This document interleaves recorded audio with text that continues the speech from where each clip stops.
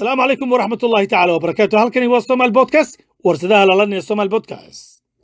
waxaana qaadanaynaa maanta barnaamij ah COVID-19 waxaynu dhammaan markhaati ka nahay khatarta cudurka COVID-19 iyo faafidiisa caalamka oo idil waxaa ku dhintay 500 kun Maraykan ah waxaa kaloo ku bukaan ah in ka badan 2 milyan oo qof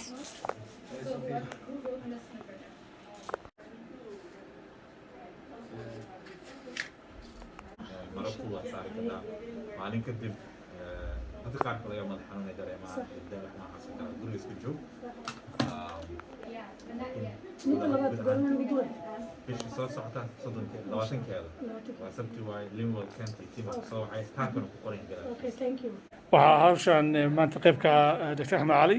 oo pharmacy oo qaybinaya vaccine-kii dadka loogu talagalay minority-ga dadkeena kusoo dhawaada Living Well Kenta maanta joognaa meeshana vaccine ka qaadanayna thanks to Dr. Ahmed for coming out and helping our community geena so inshallah soo dhawaada we're here to help the whole community yes I mean we speak over here Iraqi Afghani Farsi Somali Eritrean Swahili ayuu talaalay maxaa gacanta la talaalaya garabkaaga loo baahay marka دي كل قاعدة كده وبتاع دي كده عم برسا دي فوق هنا لو كيف على الساعة لو أنا حسوق الصلاة ولا سبيش لو أفر ويكد ويا بيرا إن شاء الله كاك عسكروا مني تأثر من هذول النغنى تأثر كونه دوكمنت هذا تقول يا ديال مرة رئيس كاك صوص ما حسوق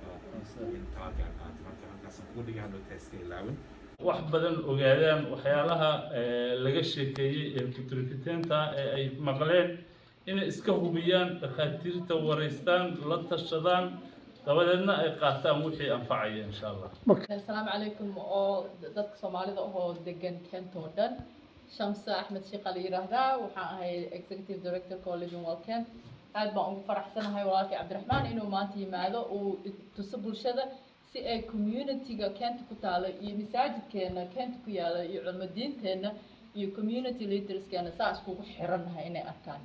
waxaan leeyahay meesha ka sii wadaan waayo qofka loo baahan yahay in qof u soo baxo oo community loo soo baxo oo community laga daadijiyo loo